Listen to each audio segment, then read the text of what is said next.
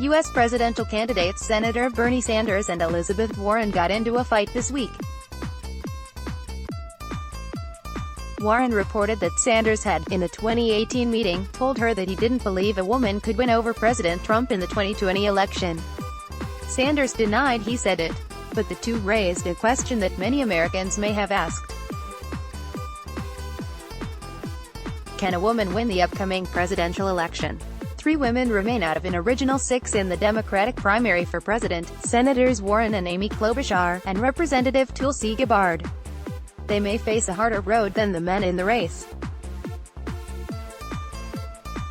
Research on candidates has shown that women encounter a number of obstacles in a political campaign. Gender stereotypes work against women. Voters may be less likely to see them as leaders, or may see them as credible only on feminine issues like education and childcare, and question their ability on masculine issues like national security. In a recent experiment, Dr. Meredith Meyer, associate professor of psychology at Otterbein University, and I showed that women candidates are better off focusing on so-called feminine issues regardless of the voters' beliefs about gender.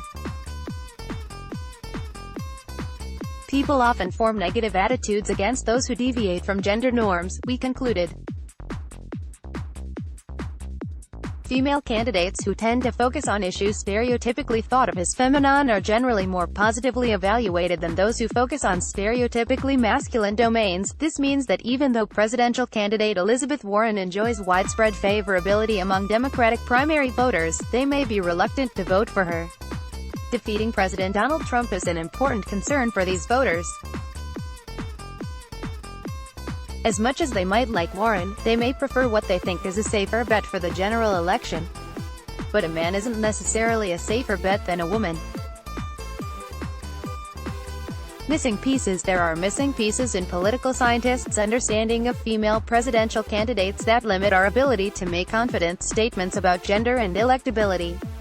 If the Democrats nominate a woman, that woman will undoubtedly face challenges arising from sexism and gender stereotypes. But the same thing would be true about any woman entering any male-dominated profession. Saying sexism exists isn't much of a prediction. There is much uncertainty about how gender would affect the viability of a female presidential candidate. It's still not clear which Democrat actually has the best chance of winning in 2020, and it's actually not clear that gender matters much.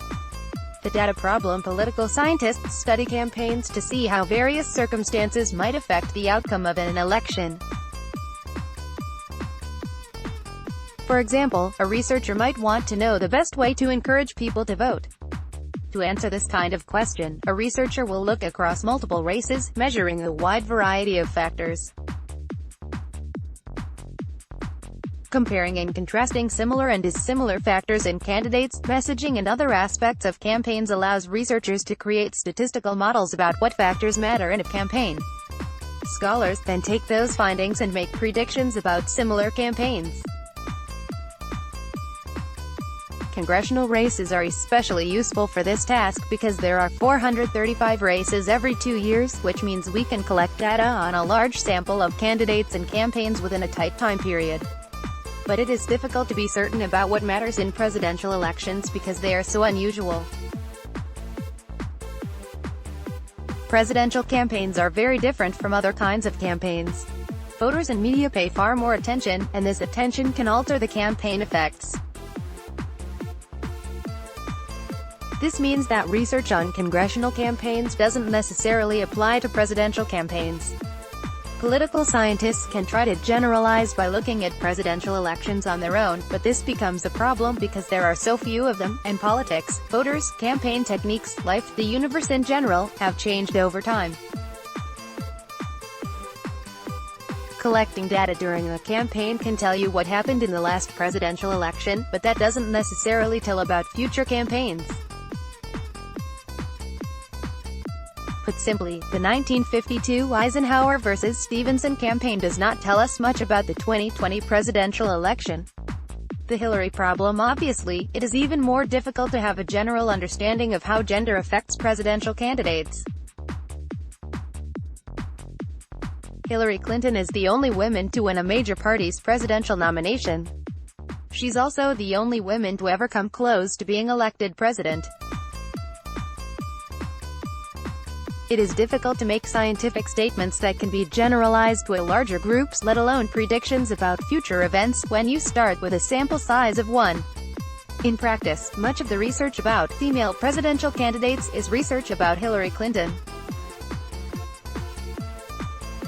Researchers are left asking how much of Oda's response to Clinton was due to her gender and how much of it was due to her as an individual.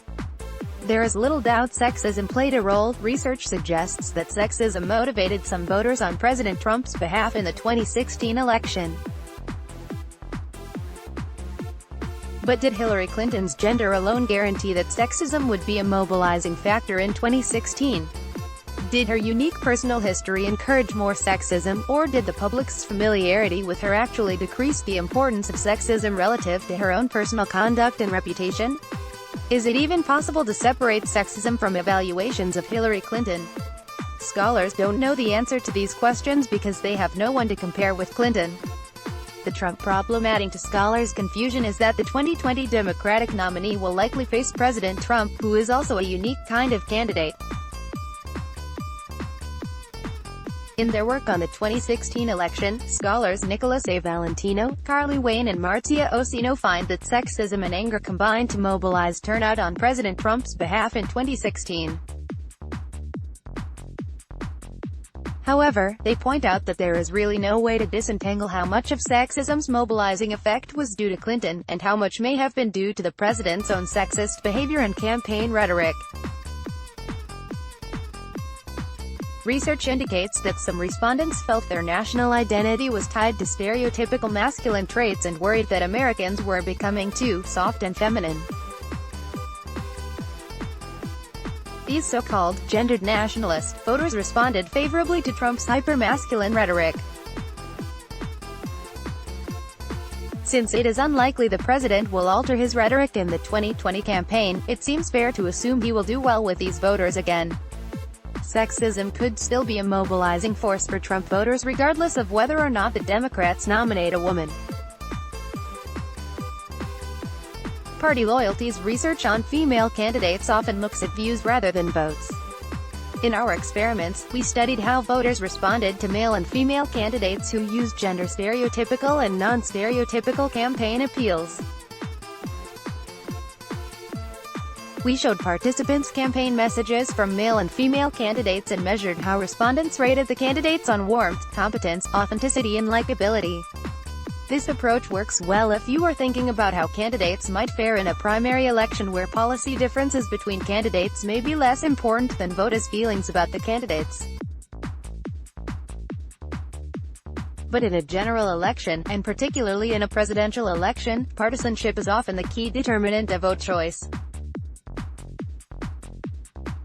If a voter's only interest is selecting a nominee most likely to win a general election, then gender may not matter. Kathleen Dolan's work on female congressional candidates shows that party identity seems to carry more weight with voters than gender identity.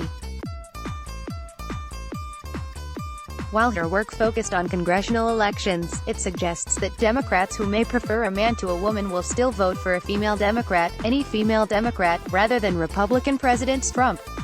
But mostly, researchers are left with speculation in this area. Maybe voters won't be as willing to volunteer or donate money for a female candidate. Maybe media coverage for a woman would be different than it would be for a man, which could have some indirect effect on voters. You could even speculate that a female president would face unique obstacles to her policy agenda due to gender stereotypes. But we don't really know. Nathaniel Swigger, Associate Professor of Political Science, The Ohio State University. This article first appeared on The Conversation. Let's block ads. Why?